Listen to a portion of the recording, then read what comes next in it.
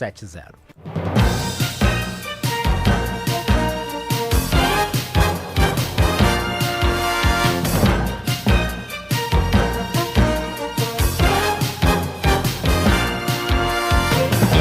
Muito bem, e nós prosseguimos no Bandeirantes Acontece com a nossa série de entrevistas com os pré-candidatos ao governo do estado. Começamos essa série com Edgar Preto do PT, prosseguimos com Gabriel Souza do MDB e hoje nós teremos a participação de Luciano Zucco do PL, líder da oposição dentro do Congresso Nacional. A entrevista vai ter em torno de 25, 26 minutos, também não temos aquela precisão milimétrica do período eleitoral. E vamos versar sobre os temas de assunto do Rio Grande do Sul e da política, neste momento de pré-candidatura. Deputado Luciano Zucco, pré-candidato do PL, é um prazer recebê-lo. Muito boa tarde. Boa tarde, Guilherme. Boa tarde, Tainá. Boa tarde, Gabriel, que estão aqui nesses craques fazendo, né, essa Rádio Bandeirantes, uma rádio que eu tenho tanto respeito, ao Grupo Bandeirantes. Agradeço a oportunidade. E eu queria, Guilherme, aproveitar essa bela audiência que vocês têm de me apresentar, né? Tu me apresentou como um pré-candidato, na verdade nós estamos iniciando uma caminhada, mas me chamo Luciano Zucco, tenho 51 anos, sou pai da Valentina, do Teodoro e da Antônia, casado, estou aí como deputado federal, líder da oposição, mas já fui da Assembleia Legislativa de 2018 a 22. Tive nessa entrada na política, né? Tive a honra de ter sido o deputado estadual mais votado do Rio Grande do Sul e depois o deputado federal mais votado do Rio Grande do Sul. Também atuando, né, na vida pública agora há um pouco mais de 6 anos e estou aqui nesse momento muito especial podendo falar com vocês. Muito bem. O senhor aparece em vários cenários como o primeiro colocado. Em um que outro instituto há uma alternância, mas o senhor aparece, pelo menos em todos, bem posicionado, em vários aparece liderando. Qual é o risco de estar tão bem posicionado de forma tão antecipada? O senhor acha que o senhor corre mais riscos? De ser alvo, no caso, de ser vidraça? Eu escutei já várias pessoas comentando, né, inclusive pré-candidatos falando que pesquisa é momento. Sim. Eu acredito, é um retrato de momento, mas também é sentimento.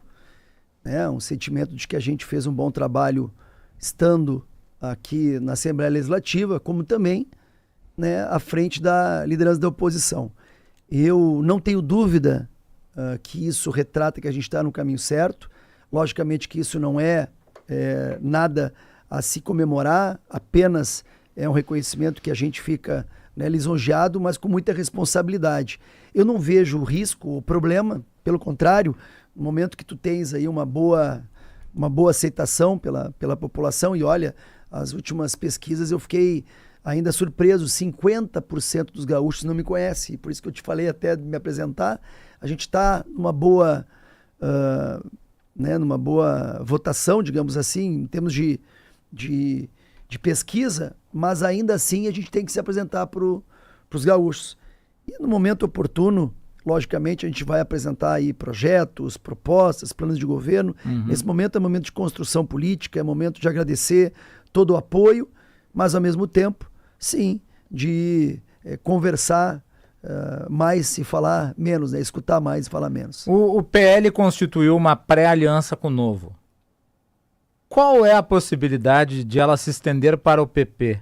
Na medida em que o PP é governo hoje, participa com muitos cargos importantes do governo Eduardo Leite, o senhor, me parece, se apresentará, caso seja candidato, como um candidato oposicionista. Exatamente. Eu quero te dizer que a gente está muito feliz da conversa que a gente está tendo com o Progressista, com o PP, é o maior partido do Estado, um partido que tem aí, entre prefeitos e vice-prefeitos, mais de 300 cidades, e basta dizer que o próprio Progressista também não quer a continuidade. Mas então por que participa do governo? Claro que essa é uma pergunta que eu pretendo direcionar ao PP, mas não fica contraditório daí o senhor se apresentar como candidato da oposição que compõe com um partido que tem tanta importância dentro do governo? Mas se for ver, nos últimos 30 anos, os grupos que se alternam não têm o Progressista, digamos assim, na cabeça.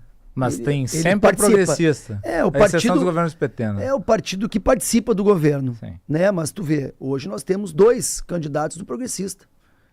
Ou seja, eles também entendem que o projeto não é tão consolidado assim. Tem o próprio candidato, pré-candidato, né, o deputado federal Covatti, o pré-candidato deputado estadual Hernani Polo, no qual eu tenho respeito pelos dois, mas eles evidenciam assim que o progressista quer algo diferente.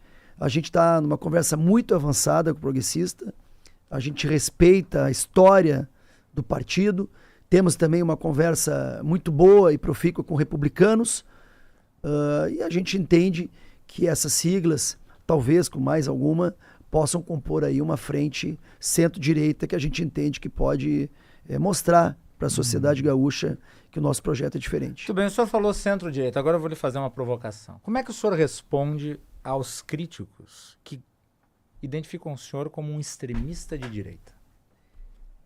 Olha, eu respondo a todos os críticos com muito respeito. Eu não sei o que eles chamam de radicalismo, né? Hoje a gente, logicamente, que ser líder da oposição, Guilherme, contra o governo, um projeto de poder que é do governo Lula, né? Hoje a gente vê o governo federal se afundando cada vez mais, são escândalos atrás de escândalos. Eu poderia citar, né, a CPI do arroz, que não abriu, mas que fez acabar a licitação do arroz, a própria licitação da SECOM, que a gente conseguiu derrubar, esta CPMI do INSS, que cada vez mais aprofunda, né, possíveis envolvimentos com a gestão do governo Lula, o próprio CPI, no qual eu presidi, estava ali, né, falando sobre os movimentos sem terra, não só o MST, movimento de luta pela terra e tantos outros. A gente entende que essas críticas são críticas voltadas numa narrativa. Eu tenho, sim, posicionamentos muito fortes, né? Eu tenho posições muito claras. Eu não sou aquele que vem dar entrevista para o Guilherme e que falam que sou contra a polarização.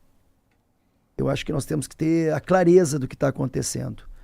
Nós somos contra a corrupção, nós fazemos o que é certo, o que não é fácil, nós não vamos fazer uma sopa de letrinha querendo buscar todas as siglas no intuito de construir um governo que não conversa, não diverge para um caminho específico. Então, a gente entende que isso é uma narrativa. Hoje em dia, infelizmente, a política em volta de narrativa, o ministro mais importante do governo Lula é o Sidônio, que é o ministro marqueteiro.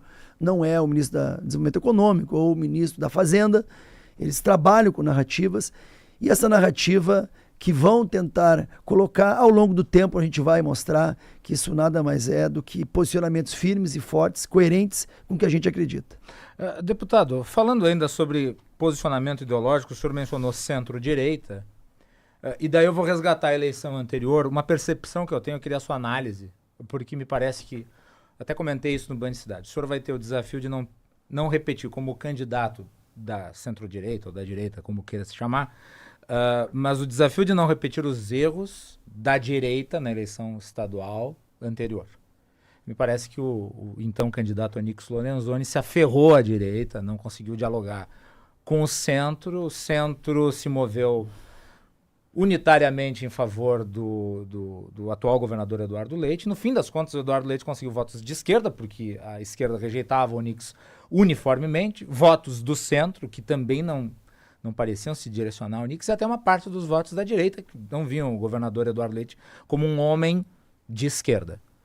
Qual é a sua diferença em relação, em termos de perfil, ao que se viu em termos de representação política da direita das eleições anteriores? Que erros o senhor identifica na eleição anterior que o senhor acha que devem ser evitados na próxima?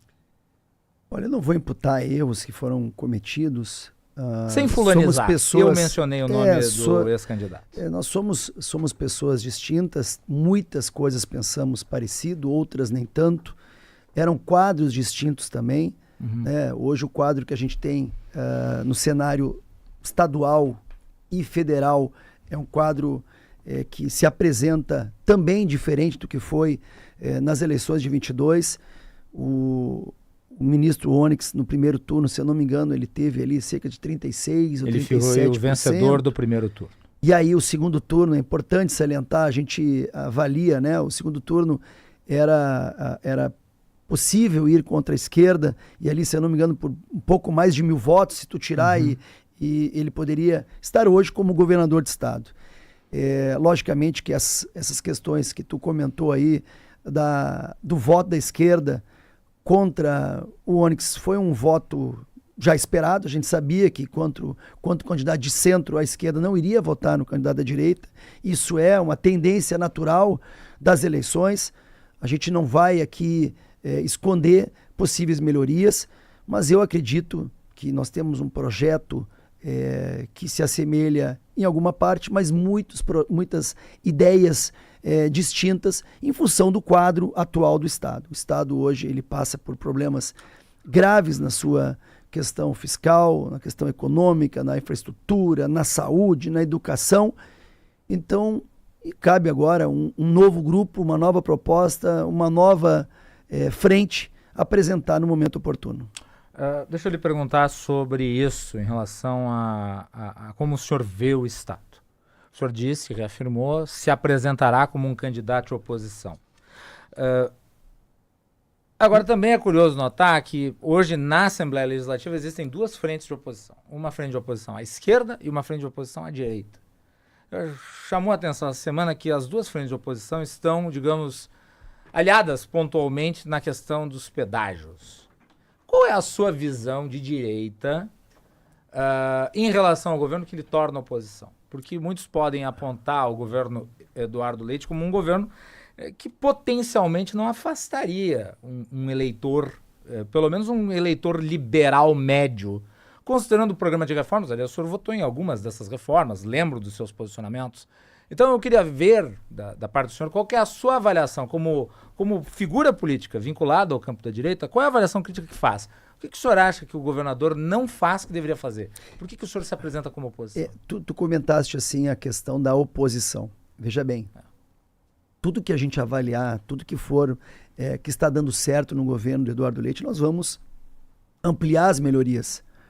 E tudo que nós entendemos que podemos tocar de forma distinta, diferente, nós vamos alterar a forma de gestão e governança.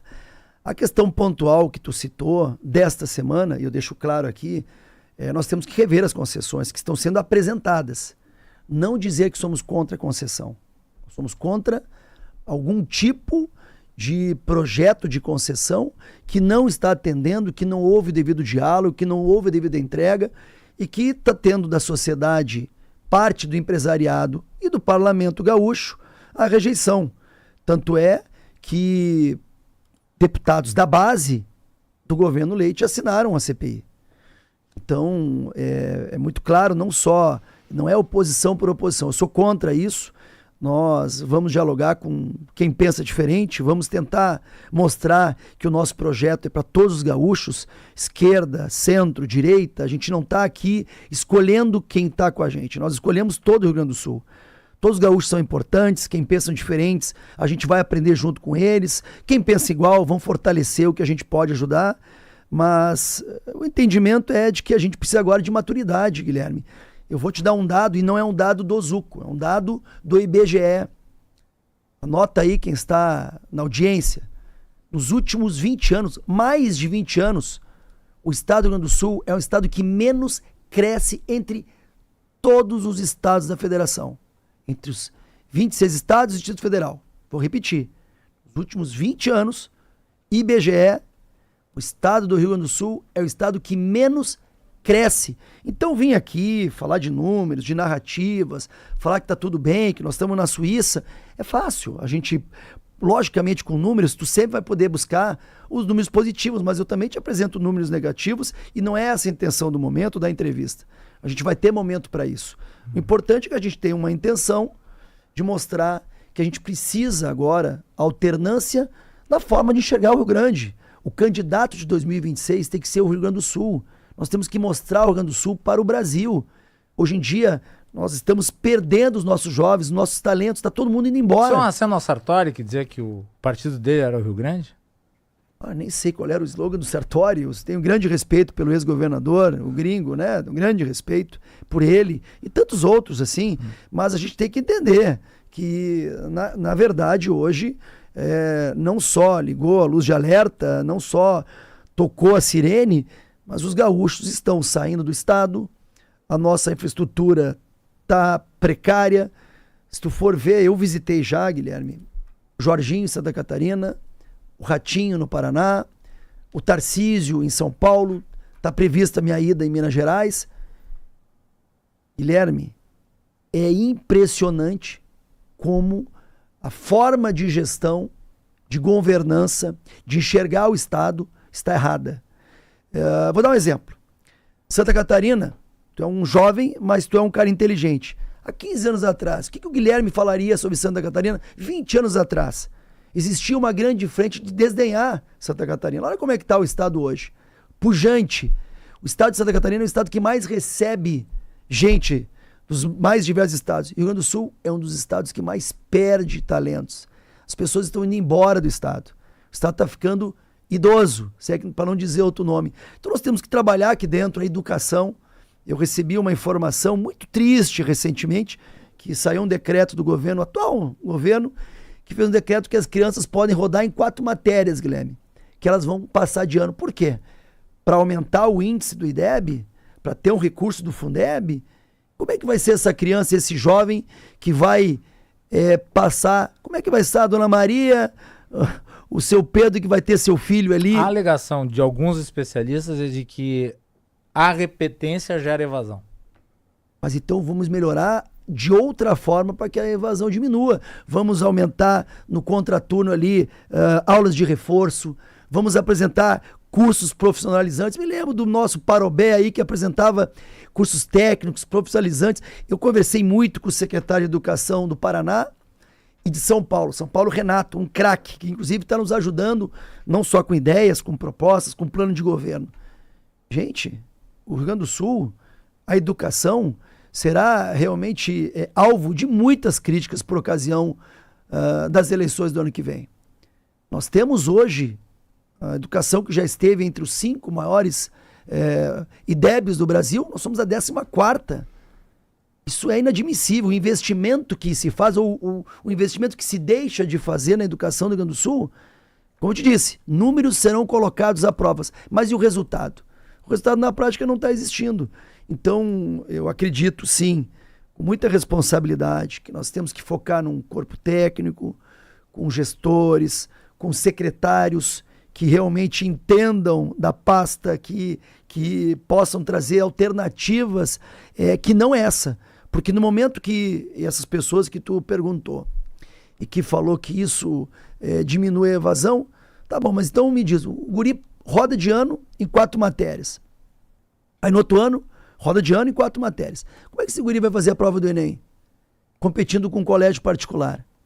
Como é que ele vai... Não sou contra programas sociais, mas é uma grande tendência a aumentar o Bolsa Família lá na frente.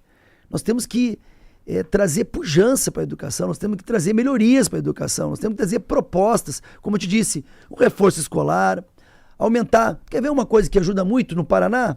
As merendas escolares, aumentou o número de merendas escolares, que muitas crianças, às vezes a melhor alimentação do dia é na escola, e ali foi um atrativo. A mãe, olha, meu filho vai se alimentar bem, vamos melhorar a alimentação dos alunos, vamos trazer cursos profissionalizantes no contraturno, ou até mesmo escolas profissionalizantes, vamos aumentar a escola cívico-militar, uma lei de minha autoria, que foi dada a palavra por este governo e que não foi cumprida, por exemplo. Então, são exemplos das mais diversas áreas, das diferentes formas que a gente pretende, apresentar no momento oportuno. Deputado, com relação à relação com o governo federal, parece que essa é uma necessidade permanente. Falamos de polarização, não vou fazer juízo sobre polarização. A sociedade brasileira, de certa forma, escolhe a polarização. Ela vota na polarização, portanto, ela escolhe a polarização. Não vou fazer juízo sobre isso. Para mim, quem quer ser alternativa é que deve conquistar os eleitores. Ponto. Mas a polarização pode ser negativa na medida em que ela anula o adversário, no caso, não o reconhece. Se o senhor vencer a eleição, caso o senhor seja candidato, se o senhor vencer a eleição, e o presidente Lula vem a ser reeleito, o que o Rio Grande do Sul pode esperar em termos de diálogo? Diálogo respeitoso, propositivo, estratégico. Vou te dar um exemplo. Renegociação das dívidas. Será que é mais inteligente fazer o que foi feito ou que não foi feito, de buscar uma aproximação de forma unilateral, ou chamar os 3 estados que estão devendo, como o Rio Grande do Sul, e ir lá montar um consórcio para conversar com o Congresso? Se tu for conversar, Guilherme, Rio Grande do Sul, Minas Gerais, Rio de Janeiro e São Paulo, só de parlamentares nós estamos falando aí, olha, próximo de 200 parlamentares, deputados, que são importantes para uma gestão de uma presidência. Se tu conversa, os 4 governadores buscam um alinhamento de diálogo franco com o governo federal, seja ele qual for, o governo federal vai ter todo interesse em dialogar e entender de que forma pode ajudar. Foi feito isso? Não. Não foi feito. Agora, da mesma forma que tu está comentando de uma possibilidade negativa, que é possível. E se nós tivermos um presidente conservador, liberal na economia, um presidente que tenha outro entendimento? Bom, aí ainda é mais fácil. Então a gente tem que trabalhar com quem pensa diferente e tem que trabalhar com quem pensa igual. Eu tenho respeito a todos os pré-candidatos que estão se apresentando, tenho uma harmonia com eles. Inclusive, se tu perguntar para cada um deles, tu vai ver que fui colega do Gabriel, fui colega da Juliana, fui colega do Edgar, e a gente sempre teve uma relação muito respeitosa. Então, não há aqui problemas pessoais de CPF. Nós pensamos de forma diferente em várias frentes. Mas, no momento oportuno, aquele que sentar na cadeira, ele tem que ter a responsabilidade que ele vai governar para todo mundo. Ele vai governar para quem pensa igual, para quem pensa diferente. Ele vai governar para o Rio Grande do Sul, com o Rio Grande do Sul, e principalmente entendendo que a gente precisa do governo federal, o respeito. O Pacto Federativo é um pacto, na minha visão, totalmente injusto. A cada R$100 que o Rio Grande do Sul dá para o governo federal, a gente recebe 19. Está na hora de ter, né, alguém que esteja à frente para mostrar isso. Olha, tu tem que me ajudar, tu não precisa só receber uma dívida. Eu não tenho que olhar só para a fazenda e o que eu tenho que pagar. Eu tenho que olhar para o desenvolvimento econômico, geração de emprego e renda. Eu tenho que atrair investimento. A gente se acostumou, ao longo do tempo, a olhar como faz para pagar o que a gente está devendo. A gente não está mais trazendo aqui investimento, a gente está dificultando com que empresas ou venham ou permaneçam no Rio Grande do Sul. Então, eu não tenho dúvida, Guilherme. Primeiro que eu sou um cara otimista. Eu acho que nós vamos ter, em 2026, uma eleição onde a centro-direita vai voltar à gestão federal. Eu vou lhe fazer uma pergunta, eu acho que é importante essa pergunta ser Claro. feita. Ela, de certa forma, tangencia pelo cenário nacional até internacional, mas como o senhor tem a pretensão de ser, eventualmente, governador do estado, eu acho que o senhor tem que se posicionar a respeito. Nós tivemos a situação do Eduardo Bolsonaro, foi aos Estados Unidos, defendeu uma série de medidas em relação ao Brasil, incluindo tarifas. O Rio Grande do Sul foi profundamente afetado pelas tarifas. O senhor vai se sentir à vontade de defender os interesses do Rio Grande do Sul, ainda que colocando em xeque uma relação que eventualmente tenha com o Eduardo Bolsonaro, que parece muito centrado no mantenimento dessa postura? Inclusive, vejo as críticas que ele faz ao Tarcísio de Freitas, por conta exatamente da posição do Tarcísio de Freitas em relação às tarifas. Eu sou totalmente contrário a qualquer tipo de tarifa que aconteceu. Da mesma forma que eu te respondi em relação ao ministro Onyx, eu vou responder de forma muito franca e objetiva. Nós podemos pensar parecido em vários itens, em outros itens nem tanto. Agora, eu tenho que deixar claro uma coisa, Guilherme, e tu acompanhou. No mesmo dia que o presidente dos Estados Unidos taxou o Brasil, ele taxou outras 27 nações. A diferença foi que o presidente do Brasil, na oportunidade, ao invés de buscar o diálogo, naquele momento, buscou agressão, buscou ofender, buscou criticar, buscou...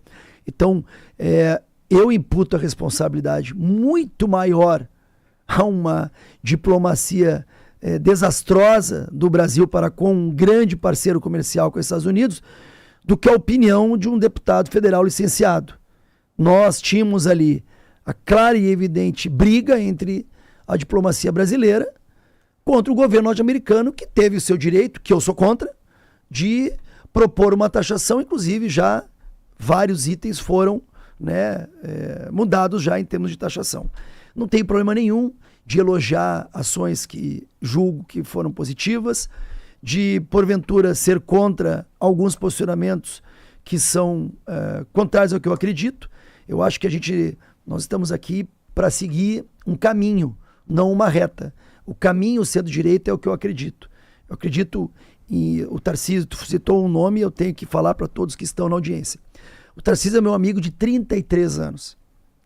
O Tarcísio foi meu colega em Campinas, na SpaceX. Depois foi meu colega na Academia Militar das Agulhas Negras, em Resende, Rio de Janeiro.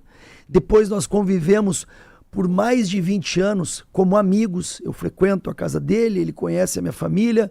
É um amigo que eu levo. Para mim, um grande gestor, o melhor governador do país é o Tarcísio Gomes de Freitas.